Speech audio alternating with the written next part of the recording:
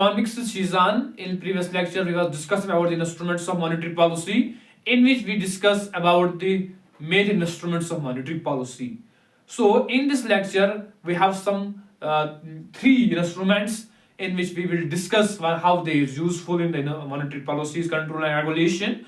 So, the reason being to separate the video into two parts was only that कि जो ये instruments हैं ये पहले से ही एग्जिस्ट नहीं थे। जब आरबीआई इंट्रोड्यूस हुआ फिर उसके अंदर पॉलिसीज का इंट्रोडक्शन हुआ तो जैसे रेपो रेट थी, बैंक रेट थी, रिवर्स रेपो रेट थी, ये वैसे नहीं थे।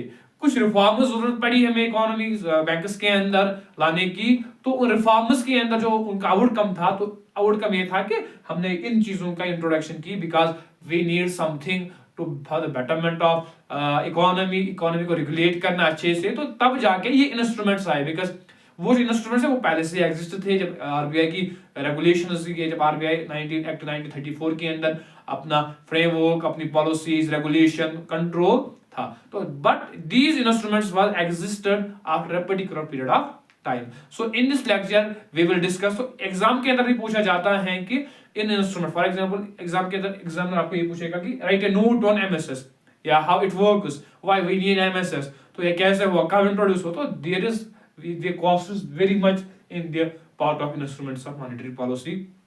So we will discuss these three instruments. So first one we have the MSS. It is Market Stabilization Scheme.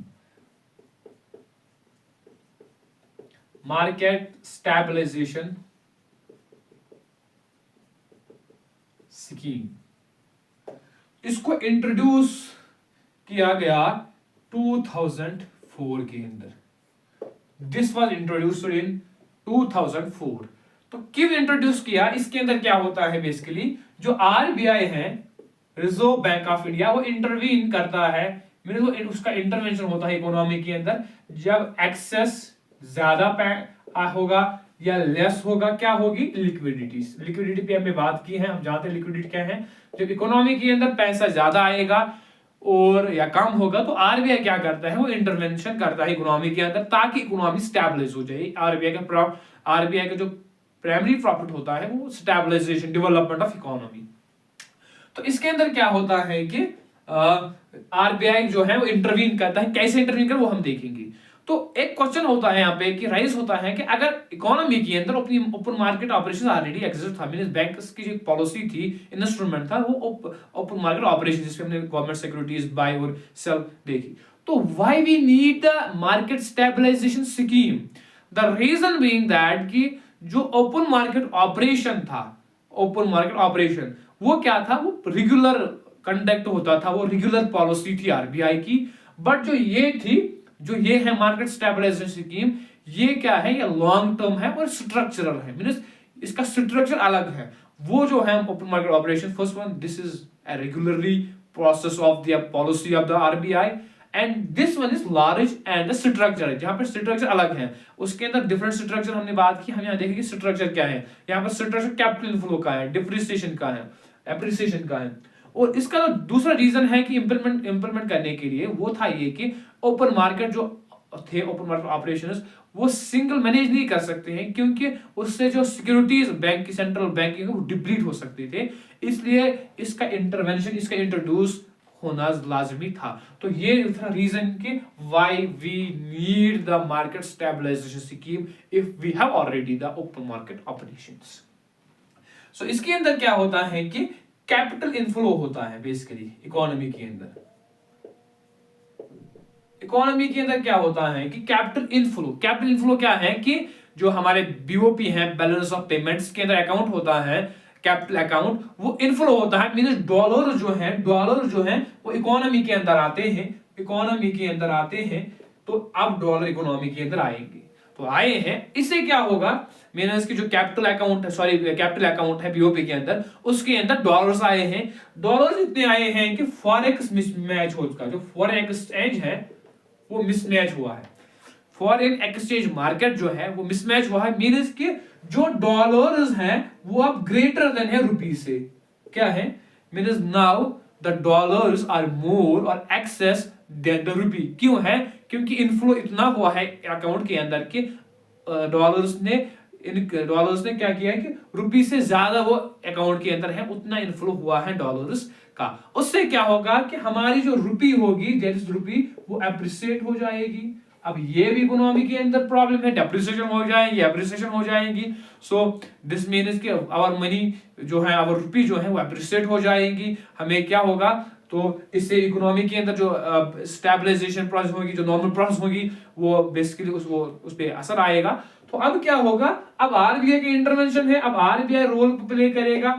अब कहता है कि RBI now we need to remove the dollars from economy, this is the reason, this is the intervention policy।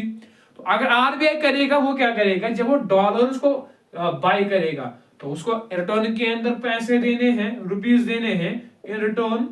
तो अगर RBI अब चाहता है कि मुझे इकोनॉमी से बाहर निकालने हैं डॉलर्स, तो instead of removing the dollars from the economy, RBI को रिटर्न के अंदर रुपीस देने हैं, जो जिससे वो लेगा अकाउंट से व्हाटएवर से।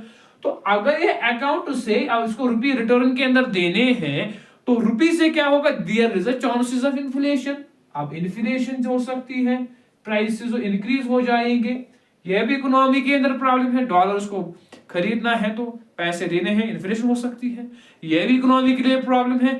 इसलिए क्या होता है, आरबीआई जो चौथा पॉइंट करता है, चौथा फॉर्मूला, वो गवर्नमेंट का रोल कहता है। ये गवर्नमेंट को कहता है, भाई आप क्या करो, गवर्नमेंट आप इशू कीजिए bonds.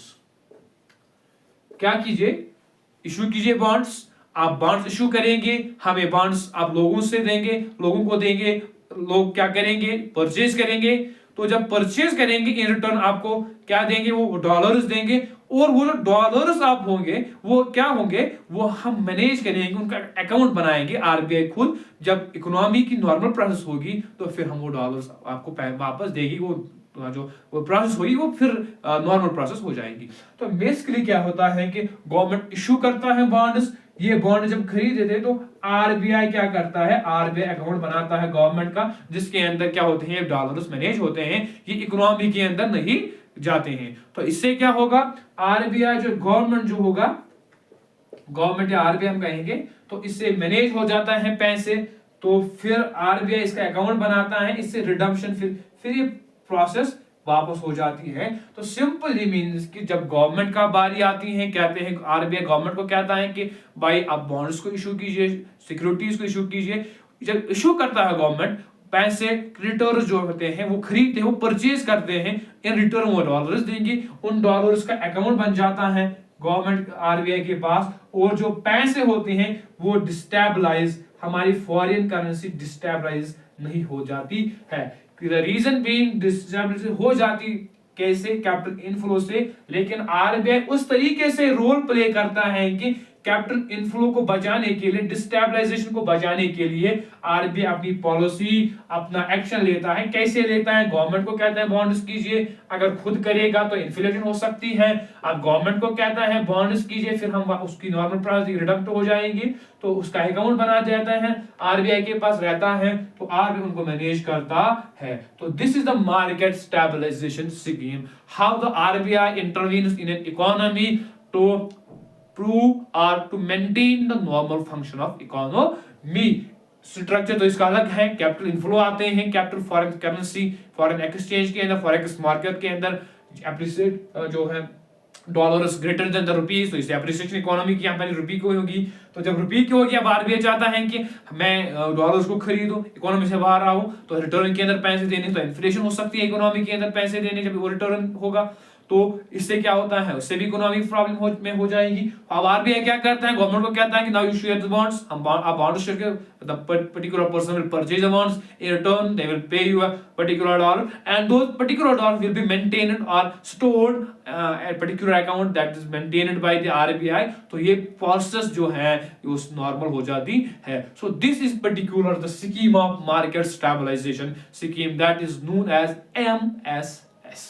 Now we have the second one, that is marginal standing facility, MSF. This is very important tool used in the process of monetary policy, we call it to maintain the monetary policies functions, we call it marginal standing facility. It is known as marginal standing facility.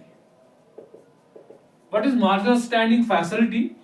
जो marginal standing facility है इसको introduce किया गया था 2011 to 2012 के अंदर। इसको अंदर क्या होता है, एक लिक्विडिटी टूल है जिससे लिक्विडिटी मैनेज हो जाती है। It is a overnight tool, इसको हम बोलते हैं it is a overnight tool. Overnight हम बोलते हैं तुरंत।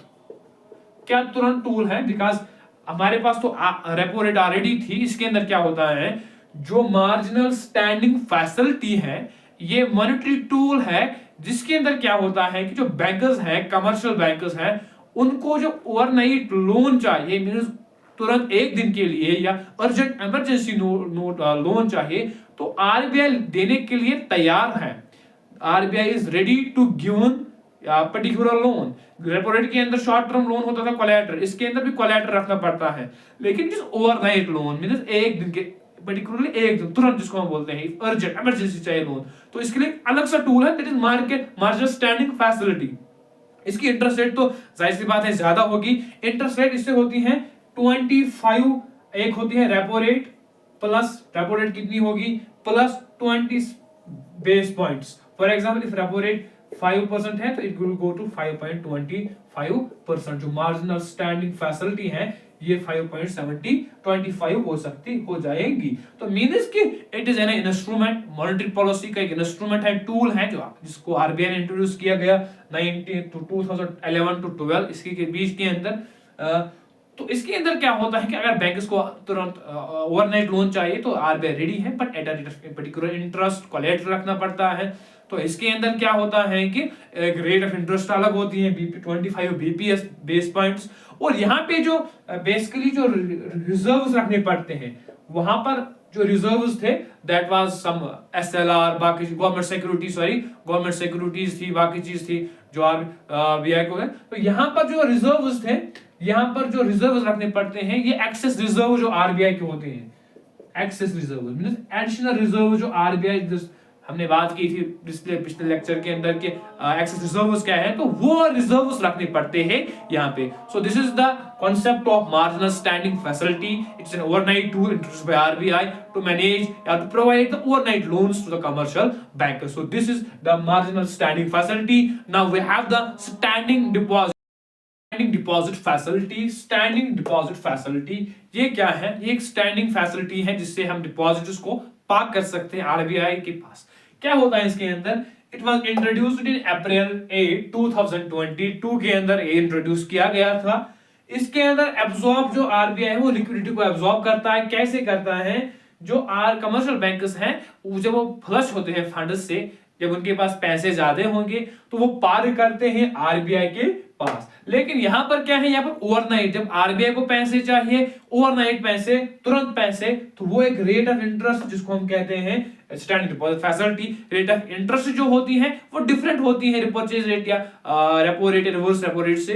तो ओवरनाइट लोन्स हैं विदाउट कोलैटरल। यहाँ पे कोई गिरवी का मसला नहीं है, यहाँ पे कोई गिरवी हम नहीं रख सकते हैं, यहाँ पे गिरवी का कॉन्सेप्ट नहीं है जैसे कि रेपो रेट या रिवर्स रेपो रेट के अंदर था। सो इसको हम कहते हैं इसीलिए कोलैटरल फ्री गिरवी के बगैर लिक्विडिटी एब्जॉर्ब करना mechanism. So this is also known as collateral free liquidity absorption mechanism. ये जो टूल था इसको फर्स्ट सजेस्ट किया उर्जित पटेल, कमेटी जो बैठी थी उसने इसको सजेस्ट किया गया। तो फिर ये जो कॉन्सेप्ट है एसडीएफ, इसको 17 सेक्शन ऑफ आरबीआई एक्ट 1934 के अंदर मेंशन किया गया। तो this is the standing deposit facility. First one, ये एब्जॉर्ब करती है लिक्विडिटी। ओवरनाइट यहाँ पे लोन्स होते हैं जैसे कि हमने देखी ओवरनाइट एमएसएफ के अंदर, तो ऐसे ही, लेकिन कोलैटरल यहाँ पे नहीं है, कोलैटरल के बगैर। तो फर्स्ट इसको बोलते हैं कोलैटरल फ्री। मींस कि इसके अंदर क्या होता है कि अगर बैंकर्स को फ्लश फंड्स से होंगे तो वो फंड्स पार्क करते हैं आरबीआई के पास। आरबीआई को पैसे चाहिए तो आरबीआई ओवरनाइट फंड्स इस पर्टिकुलर रेट से, टूल से ले सकते हैं। तो इस लेक्चर के अंदर हमने क्या डिस्कस किया, ये किया कि एमएसएस क्या है, मार्केट स्टेबलाइजेशन स्कीम, कि अगर कैपिटल इनफ्लो हो जाएगा फॉरेन करेंसी में क्या होगा, तो अप्रिशिएट हमारी रुपये हो जाएंगी, उससे इकोनॉमी के अंदर कैसे हो गया, कैसे फिर आरबीआई इंटरवीन करता है इकोनॉमी के अंदर कि बचा सकता है डिस्टेबलाइजेशन ऑफ आवर करेंसी। तो then we have MSF, marginal standing facility, overnight tool. अगर बैंकर्स को तुरंत लोन चाहिए उसके पास एक टूल है उन इस पर्टिकुलर टूल से वो ले सकते हैं funds at a particular rate of interest 2.25 base points. तो फिर हमने ये देखा कि अगर फ्लश फंड्स आरबी कमर्शियल बैंक के पास है तो वो पार्क कर सकते हैं at this particular without collateral, या आरबीआई को यहाँ से फंड्स लेते हैं इस पर्टिकुलर रेट ऑफ इंटरेस्ट से, इस पर्टिकुलर टूल से। So this was the last lecture on the monetary policies and the RBI's concept and the monetary policy, conduct of monetary policy. So by this lecture we have completed the monetary policies and RBI, and in the next series of lectures we will come the particular series of lecture in which we will discuss the Indian financial system, overview of financial system, components of financial system, what financial system dualism, and different elite concepts of financial system. I hope that you have understood this particular lecture. Do not forget to subscribe